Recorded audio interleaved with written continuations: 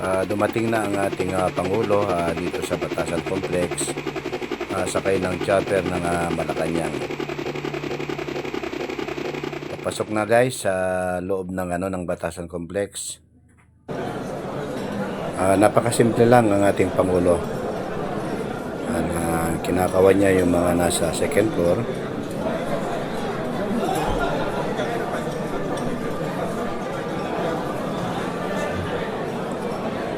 Ayan guys, ito na courtesy call.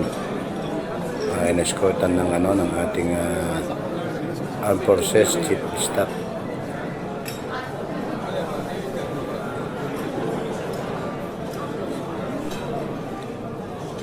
Ayan, ito guys ang kaganapan dito sa Batasan Complex ngayon. Abangan natin ang kanyang sasabihin sa kanyang zona. Sinalubong ni Mike Subiri yata to at si Gatchalian, senador, sa kanyang anak nandyan. Ayan si Sandro.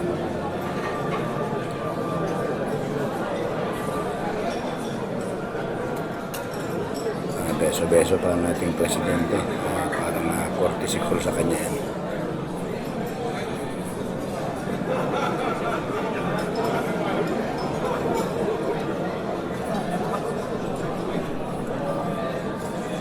Ayan, papasok na sa pangalawang gate, pinto.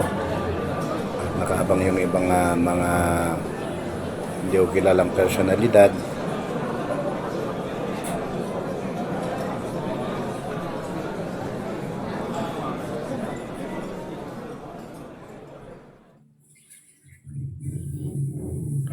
Ayan guys, itong kaganapan dito ngayon sa Batasan Complex sa kanyang pagdating sa kanyang ikalimang talumpati sa kanyang zona. At abangan natin ang kanyang sasabihin at yung kanyang